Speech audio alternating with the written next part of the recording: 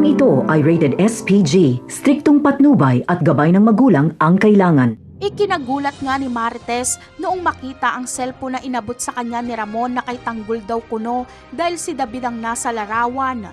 Agad na sinabi ni Marites na hindi ito si Tanggol, kaya agad ding napagtanto ni Ramon na napaikot siya ng impostor niyang anak. Ipapakalat ni Ramon ang kanyang mga tauhan para hanapin si David. Batid ni Ramon na hindi pa ito nakakalayo. Samantala, mapapansin naman ni Marites ang wallpaper na larawan ni David sa cellphone nito dahil ito ang larawan ng kasal nila ni Catherine. Kaya itatanong ito ni Marites kay David at sasabihin naman ni Ramon na ikinasal itong si David gamit ang pangalan na Jesus Nazareno Montenegro.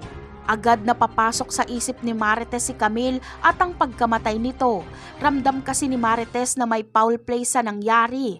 At ngayong alam niya nang ikinasal si David sa iba, ay ramdam niyang si David ang pumatay kay Camille. Akma kasi ang petsa kung kailan kinasal si David at Catherine at noong sinugod sa ospital si Camille. Pareho din ang simbahan sa pinagkasalan at kung saan natagpuan si Camille ng mga tao na walang malay. Ngunit papayag kaya si Marites na patayin ni Ramon si David? Ang sagot ay hindi, dahil kulang ang buhay ni David para sa hustisya.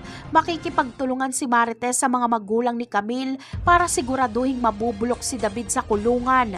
Magsasama sila ni Rigor sa kulungan. Makukulong din kasi si Rigor dahil may kaso na siya. Sabay silang mag-ama na magdurusa.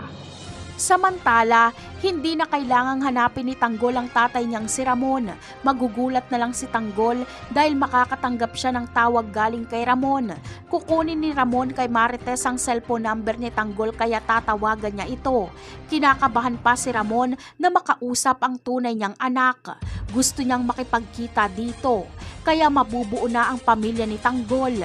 Napakarami pa nating dapat abangan sa mga susunod na episode. Paalam!